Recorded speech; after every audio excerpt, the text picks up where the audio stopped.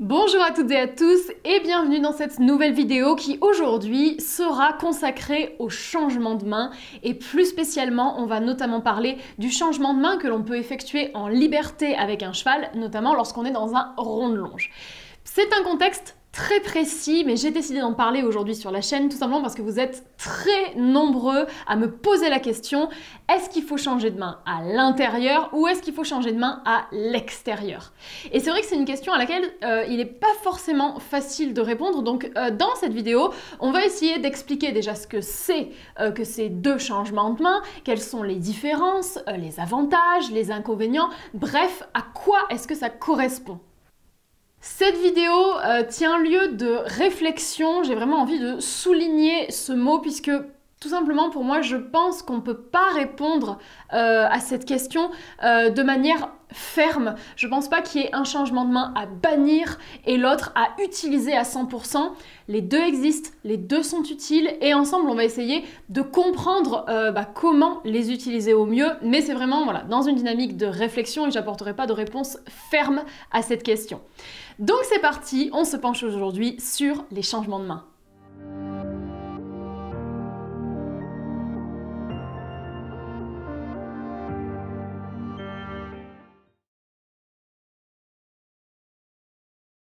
Alors avant tout, on va faire un petit point sur le vocabulaire, notamment parce qu'on va beaucoup utiliser certains mots et les deux premiers qui vont nous intéresser, c'est les mots intérieur et extérieur puisque on va beaucoup en parler au cours de la vidéo.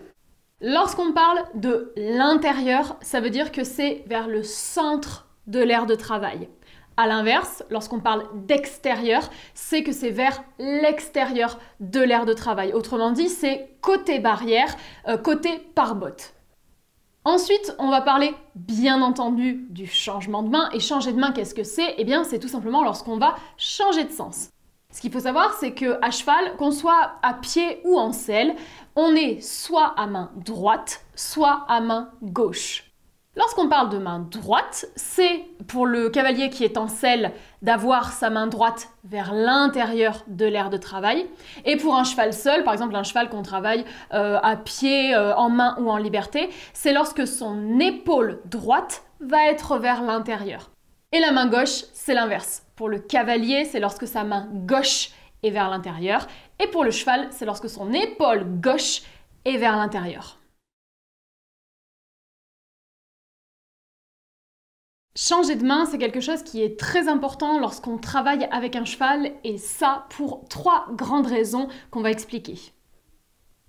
Changer de main, c'est nécessaire pour avoir un travail qui soit équilibré à la fois à gauche et à droite et pour pas créer de dissymétrie.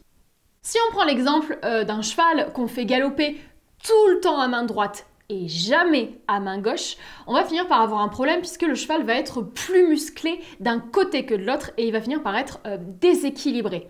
Donc du coup, il faut toujours travailler des deux côtés et c'est là que le changement de main va être utile puisqu'il va nous permettre de passer à la fois à gauche et à la fois à droite. La deuxième raison, c'est que le cheval, il a besoin de voir et de faire les choses des deux côtés, c'est-à-dire dans son champ de vision monoculaire à droite et dans son champ de vision monoculaire à gauche. Si vous voulez en savoir plus sur la vision du cheval, je vous invite à aller voir ma vidéo qui concerne ce sujet, vous aurez plus de détails.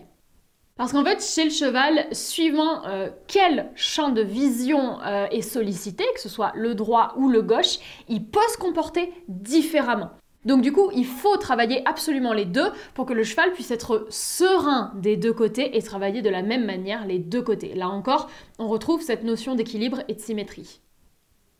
Et troisième raison, c'est pour le contrôle des pieds. Et là, c'est quelque chose qui s'adresse un petit peu plus spécifiquement au travail à pied, puisqu'en fait, quand on monte, on contrôle forcément les pieds du cheval puisqu'on est dessus. Donc on a quand même moins de risques de déconnexion et de perte de contrôle des pieds. Lorsqu'on est à cheval, bien entendu, ça peut arriver, mais étant à pied, on contrôle moins le corps du cheval.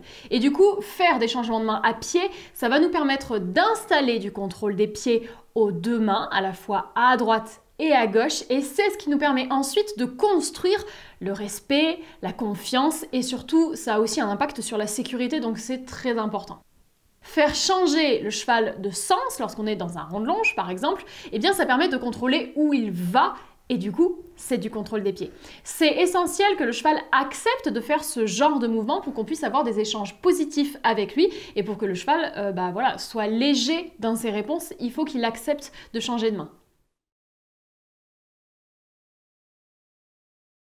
Il y a plusieurs contextes où on va avoir besoin de changer de main et en fait ça correspond tout simplement aux 3 types de travail qu'on peut faire avec un cheval.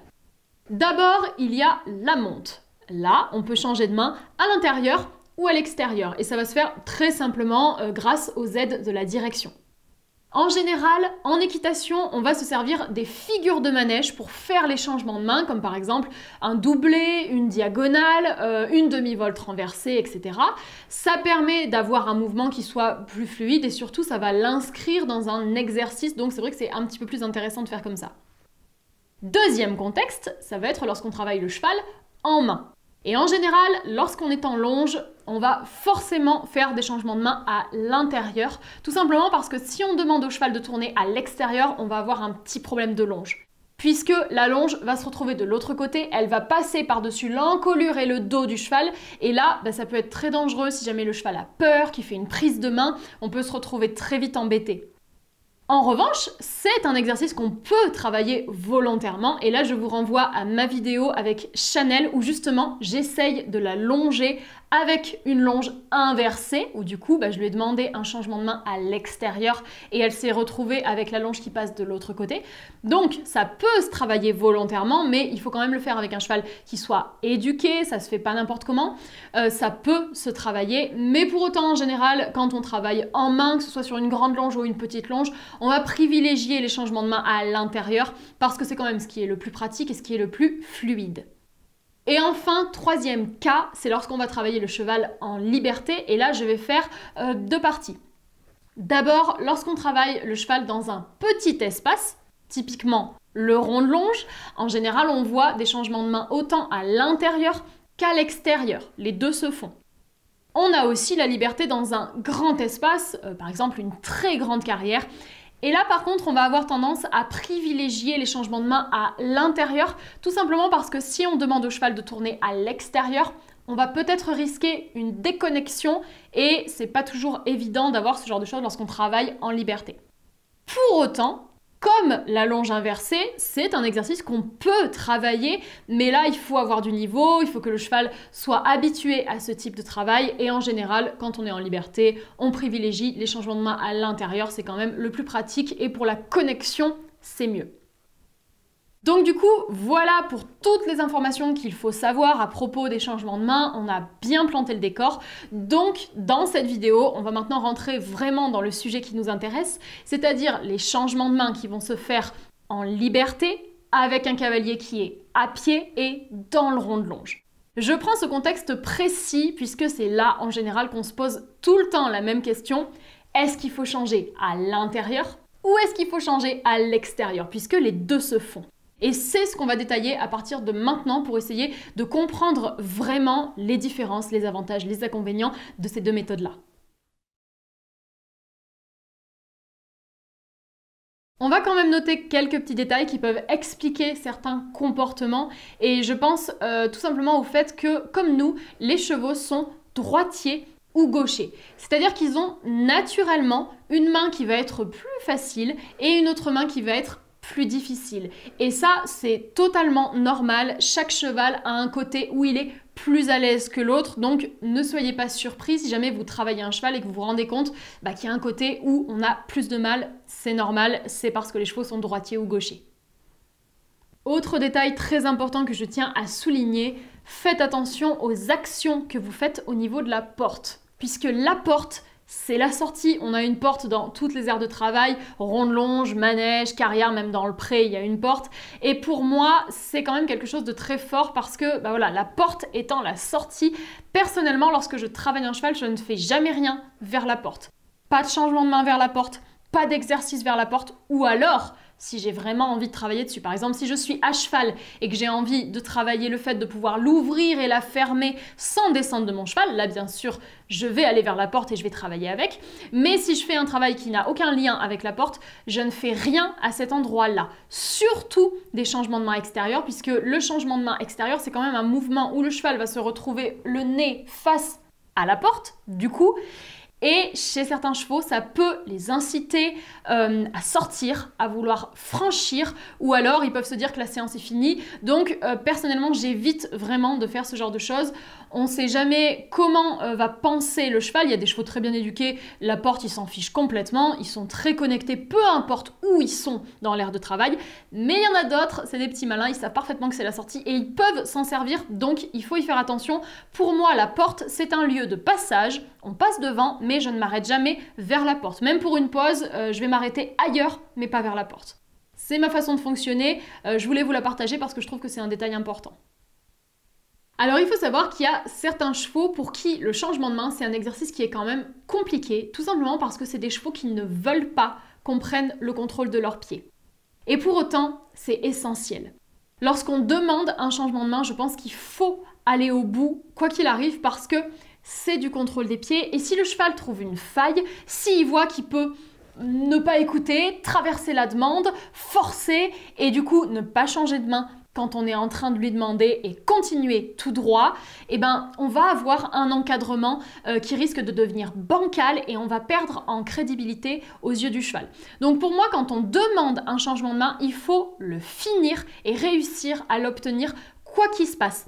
Même si on met plusieurs tours pour l'obtenir, pour moi, c'est pas grave du tout. Même si on voit que le cheval qui est en face de nous force ou ne répond pas, c'est pas grave, il faut rester calme, on continue à demander tranquillement et on va réussir à l'obtenir gentiment. L'agressivité et la panique, ça sert à rien, donc en aucun cas on va venir agresser le cheval et lui faire peur, c'est absolument pas le but. Si on voit que c'est vraiment trop difficile pour le cheval, qu'il n'arrive vraiment pas à changer, ne pas hésiter à aller carrément à l'autre bout du rond de longe pour vraiment lui couper la route et qu'il n'ait pas le temps d'arriver, mais il doit changer. C'est vraiment quelque chose que je trouve extrêmement importante parce que c'est une question de respect, que le cheval voit qu'il n'a pas le droit de nous monter dessus, et aussi tout simplement de sécurité parce qu'il faut valider qu'on puisse faire écarter le cheval quand on en a besoin. Parce que si jamais on est dans une situation d'urgence et qu'on a besoin que le cheval bouge très très vite et s'éloigne parce qu'il y a un problème ou je sais pas quoi, il faut pouvoir le pousser et du coup le changement de main c'est quelque chose qui valide ça.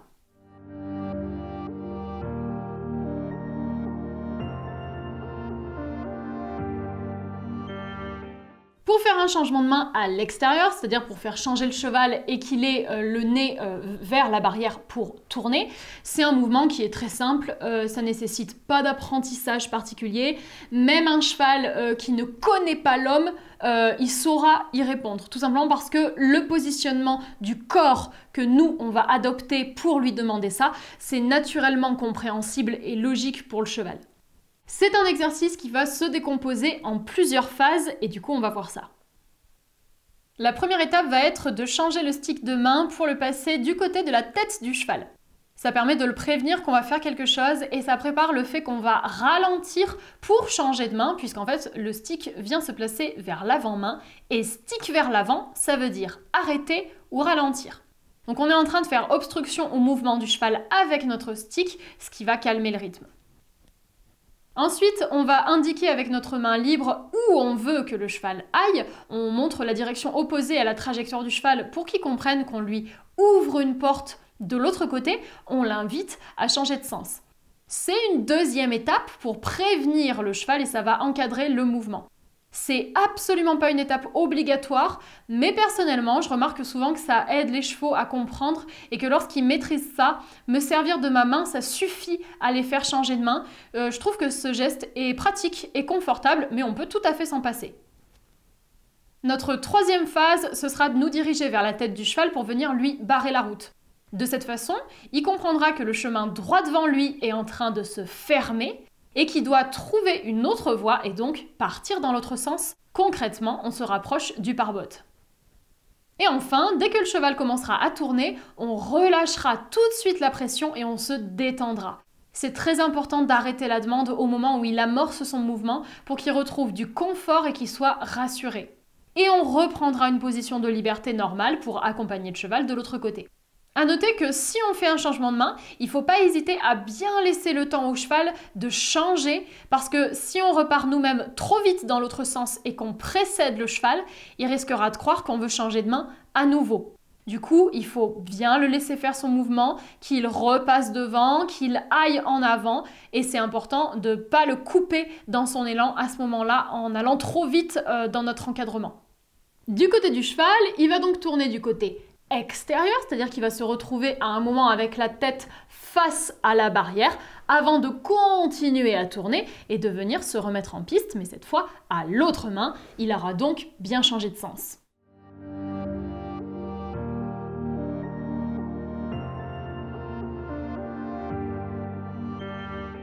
Et maintenant, on va comprendre le changement de main à l'intérieur, qui cette fois est un petit peu plus subtil, tout simplement parce que c'est un mouvement qui nécessite un minimum d'apprentissage. Il y a deux manières de faire l'exercice. On peut changer de main à l'intérieur en se servant du désengagement, ou alors on peut changer de main à l'intérieur en se servant de l'aspiration. On va d'abord se pencher sur le changement de main par désengagement, et là encore, ça va se faire en plusieurs phases. Première étape, ça va être de demander au cheval de désengager. Il va donc faire son mouvement, il va écarter ses hanches et il va venir se mettre face à nous, il nous regarde. À partir de là, deuxième phase, on va changer notre stick de main et indiquer avec notre main libre où est-ce qu'on veut que le cheval aille. Donc on le prévient qu'on va l'envoyer dans l'autre sens. Et troisième étape, on va envoyer les épaules du cheval de l'autre côté, comme un envoyé sur le cercle, et le cheval va donc venir s'inscrire en piste à l'autre main, il sera passé de l'autre côté. C'est un changement de main qu'on utilise quand même rarement, tout simplement parce que le désengagement, ça agit vraiment comme un frein. Et du coup, on va perdre en qualité dans notre changement. C'est un changement qui est beaucoup moins fluide, qui est plus abrupt, et du coup, le résultat qu'on va obtenir en désengageant et en renvoyant de l'autre côté, en général, c'est un résultat qui va avoir tendance à être saccadé. Mais pour autant, je trouve que voilà, c'est un changement à connaître tout simplement parce que ça peut permettre de vérifier le contrôle des pieds si on est dans une situation d'urgence, par exemple.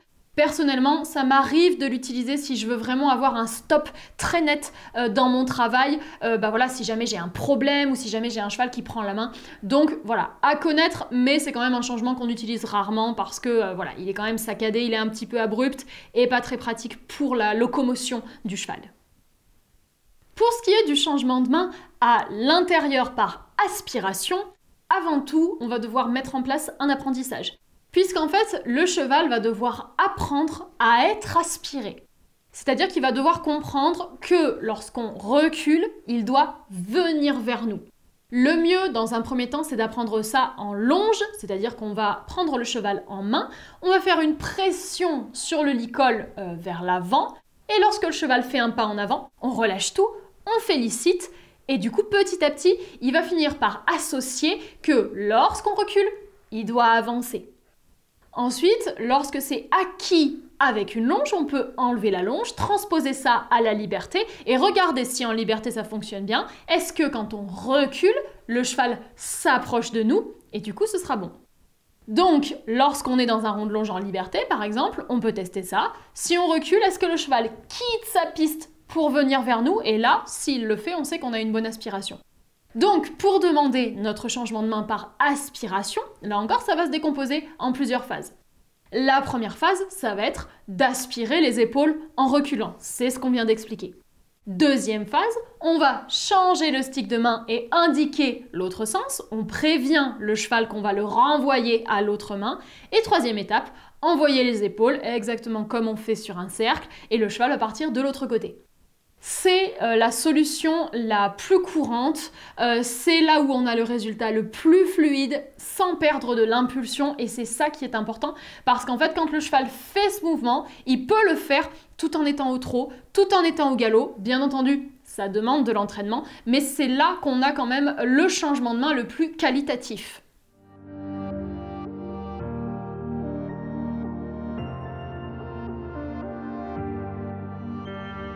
Alors en général, lorsqu'on parle des changements de main, on va donc entendre parler du changement de main à l'extérieur et du changement de main à l'intérieur par aspiration, parce que voilà, celui par désengagement, je l'ai expliqué, c'est quand même rare qu'on l'utilise, il n'est pas très pratique, il a quand même des désavantages. Donc du coup, lorsqu'on parle de extérieur et intérieur, l'intérieur dont on parle, c'est celui par aspiration. Et en général, quand on les confronte tous les deux, on est souvent face à des avis très ferme qui explique que l'intérieur, c'est vraiment le changement qu'il faut prôner, que c'est le meilleur et qu'il faut bannir le changement de main à l'extérieur parce qu'il a plein d'inconvénients et on va essayer de comprendre pourquoi. Lorsqu'on écoute les cavaliers qui prônent le changement de main à l'intérieur par aspiration, on va entendre plusieurs arguments. Le premier, et qui est, je pense, l'argument le plus intéressant, c'est qu'on a plus de connexion. Parce qu'en fait, quand le cheval fait ce changement de main-là, il va se tourner vers nous, il va nous faire face, il nous regarde, et du coup, ça veut dire qu'on a les yeux qui sont braqués dans notre direction et aussi les oreilles. Donc en fait, on a l'attention du cheval, on est dans un élan positif, et ça construit vraiment une dynamique de partenariat. On fait les choses ensemble sans avoir à chasser le cheval ou à le faire fuir. Deuxième argument, c'est celui de la sécurité. Parce qu'en fait, concrètement, quand le cheval fait un changement de cette manière-là, il va donc être face à nous à un moment donné. Donc ça veut dire qu'on a la tête, et qui dit avoir la tête, dit avoir les postérieurs loin. Et du coup, si les postérieurs sont loin, ça veut dire qu'on est à l'abri d'une ruade, par exemple. Donc c'est sécurisant. Et puis, autre argument, c'est celui de la fluidité, j'en ai parlé un petit peu précédemment, c'est-à-dire que le cheval ne va à aucun moment venir se heurter contre la barrière, il ne va pas avoir la barrière à quelques centimètres de la tête, donc on va avoir un mouvement plus agréable pour le cheval et surtout on va pouvoir garder l'impulsion, c'est ce qu'on a dit tout à l'heure, donc c'est quand même un changement qui est plus souple. Concernant le changement de main à l'extérieur, là on va entendre plusieurs arguments également, mais du coup qui sont des arguments négatifs. D'abord, on va entendre que le changement de main à l'extérieur, ça risque d'apprendre au cheval à fuir. Tout simplement parce que on demande au cheval de s'écarter pour partir loin. Le cheval ne vient pas vers nous, au contraire, on le repousse. Donc, ça incite les chevaux, du coup, à avoir plus de fuite dans leur mouvement. Ensuite, on a moins de connexion, puisqu'en fait, lorsque le cheval change, il va donc se retrouver avec la tête contre la barrière, et là, on a une perte de contact visuel avec le cavalier. Et du coup, le cheval va être moins avec nous puisque on se perd du regard. Et du coup, l'attention du cheval peut aussi risquer d'aller à l'extérieur pour regarder éventuellement l'environnement ou ce genre de choses. Et on va perdre en qualité au niveau de l'attention, de la connexion et peut-être de la relation. Ensuite, le changement de main à l'extérieur provoque plus d'émotions négatives, tout simplement parce que le cheval se sent coincé face à la barrière, parce que voilà, lorsqu'on lui demande, il se retrouve avec la barrière très proche de sa tête, c'est pas très agréable, ça peut générer du stress et ça peut faire monter le rythme cardiaque, donc du coup, c'est pas agréable. Et ensuite, on a quand même un risque de franchissement si on a un cheval qui a une tendance vraiment à être stressé, à avoir peur, à vouloir s'échapper. Donc il faut faire extrêmement attention à avoir déjà un environnement qui soit adapté, sécurisé, un rond de longe qui soit quand même un minimum solide quand on fait des changements de main à l'extérieur, parce que c'est vite fait pour un cheval de sauter par-dessus la barrière ou alors d'aller tout droit, de forcer et de tout casser. Il faut en avoir conscience, c'est quand même un changement de main où il y a un petit peu plus de risque, je trouve, et du coup le cheval peut se jeter sur la barrière au moment où il est face à elle, essayer de passer par-dessus, donc il peut y avoir danger. Donc ce que je viens de vous expliquer, c'est ce qu'on entend en général lorsqu'on se renseigne sur les changements de main à l'intérieur et à l'extérieur. Et globalement, je trouve que ces arguments-là sont très intéressants et ils sont importants à prendre en compte et je trouve qu'ils sont très vrais. C'est sûr que tout ce qu'on vient de dire, bah oui, dans la vie de tous les jours avec les chevaux, oui c'est sûr, c'est vrai, c'est vérifiable et voilà, c'est important de le savoir. Cependant, je pense que les choses sont pas aussi simples que ça. Je pense pas que le changement à l'intérieur soit parfait et je pense pas qu'il faille diaboliser le changement de main à l'extérieur. Pour moi, c'est beaucoup plus complexe que ça et je trouve essentiel de nuancer un petit peu ces propos. Du coup, maintenant, on va inverser un petit peu la tendance et voir les choses sous un autre angle. Parce que pour moi, le changement de main à l'intérieur, il a quand même des inconvénients.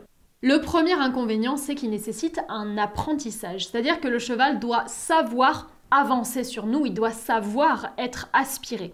Alors globalement, c'est quelque chose qui peut s'apprendre très vite. On peut le faire comprendre au cheval en quelques minutes, ça peut être très rapide. Mais pas pour tous les chevaux. Il y a des chevaux pour qui c'est super difficile. Je pense par exemple des chevaux qui sont craintifs, qui n'ont pas eu des très bonnes expériences avec les hommes, des chevaux avec qui la confiance est difficile à gagner, des chevaux qui ont un petit peu peur, qui n'osent pas trop s'approcher.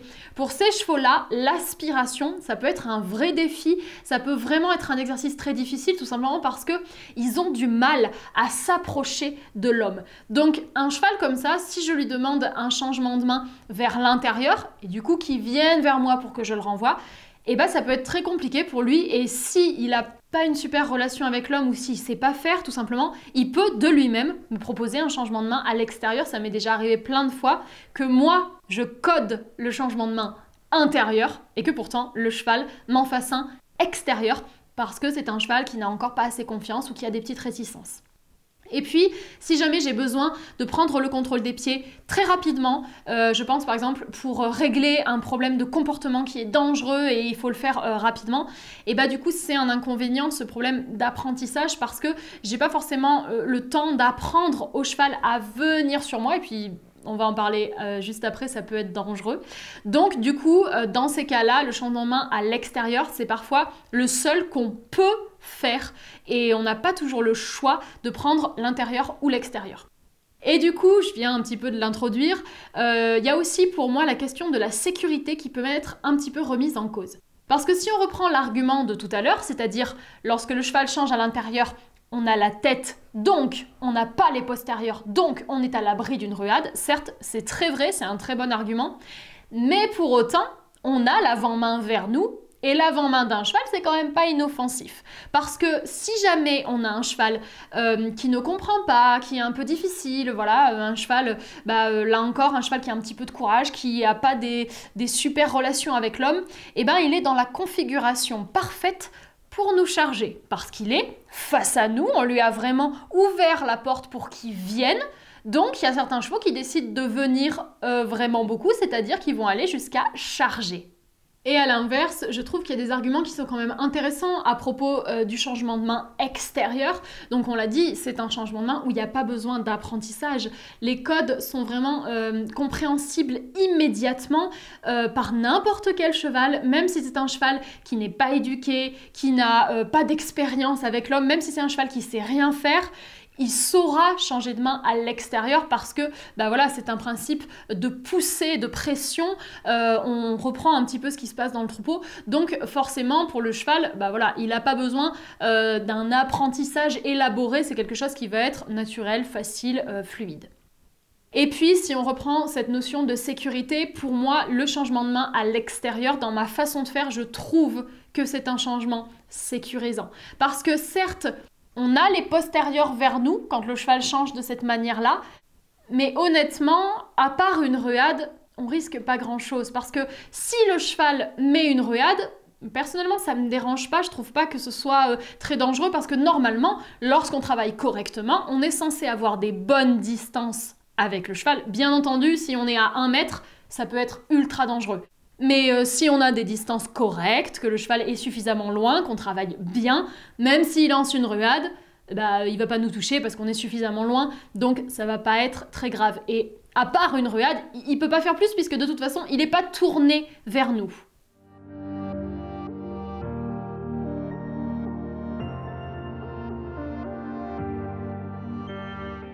Alors du coup, qu'est-ce qu'il faut faire? Est-ce qu'il faut changer de main à l'intérieur ou à l'extérieur? C'est la grande question. Eh bien, personnellement, je trouve que les deux sont bien et de mon côté, j'utilise les deux. Par contre, je les utilise dans des situations différentes. Si je suis face à un cheval que je ne connais pas, que je suis en train de découvrir, on est dans nos premières minutes de travail, ou alors si je suis avec un cheval qui est difficile, qui est pas fiable, qui est irrespectueux, là en général je vais opter pour le changement à l'extérieur. Parce que pour moi, la sécurité, ça passe avant la connexion. Et du coup, je vais prendre l'option que je trouve la plus sécurisante pour moi et à mon sens, c'est l'extérieur. Parce que, à part une ruade, le cheval peut pas me faire grand chose vu que de toute façon, il n'est pas tourné vers moi quand il est en train de changer. En général, j'ai toujours des bonnes distances, donc les ruades ne me touchent pas, je risque pas grand chose. Et c'est comme ça que je me sens le plus en sécurité lorsque je suis en train de travailler un cheval. Parce que pour moi, lorsqu'il y a un cheval que je connais pas ou voilà, qui est un petit peu compliqué, si je fais un changement de main à l'intérieur, je trouve que ça m'expose à une éventuelle charge et ça peut être dangereux. Ça m'est déjà arrivé plusieurs fois de me faire charger par des chevaux sur des changements de main intérieurs. Et du coup, quand on demande au cheval de venir en faisant une aspiration et qu'il en profite pour charger, bah on le voit pas forcément venir puisque on pensait pas qu'il allait arriver vers nous autant. Donc voilà, c'est pas évident, mais du coup, en général, je ne fais des changements de main intérieurs que quand je suis certaine que je crains rien. Tant que j'ai un petit doute ou que je connais pas assez le cheval, c'est extérieur.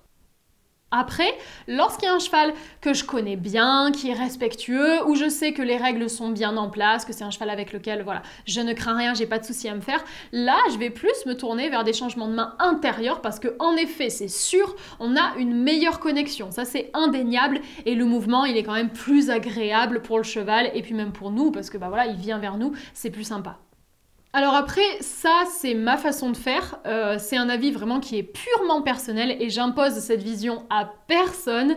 Il y a plein de cavaliers qui font autrement et il n'y a aucun souci, à chacun sa méthode, à chacun sa progression aussi. Actuellement, c'est ma façon de faire, c'est mon avis, c'est tout à fait possible que j'en change avec l'expérience, peut-être que dans quelques années, je ferai que des changements de main intérieurs, c'est tout à fait possible, mais pour l'instant, c'est comme ça que je fonctionne. Après, honnêtement, je pense que ce qu'il faut surtout faire, c'est de faire attention à comment on fait le mouvement. Parce que pour moi, tant qu'on est juste, c'est pas si important que ça si on change à l'intérieur ou à l'extérieur. L'important, c'est qu'on fasse les choses dans le calme, qu'on soit pas agressif avec le cheval, qu'on vienne pas mettre de colère dans le travail qu'on est en train de faire et puis qu'on fasse pas paniquer le cheval tout simplement. Je pense que le débat qu'on voit très souvent sur les changements de main, c'est pas tellement un débat sur ce mouvement-là, c'est plus un débat sur la pression. Et c'est sûr que oui, il faut gérer la pression.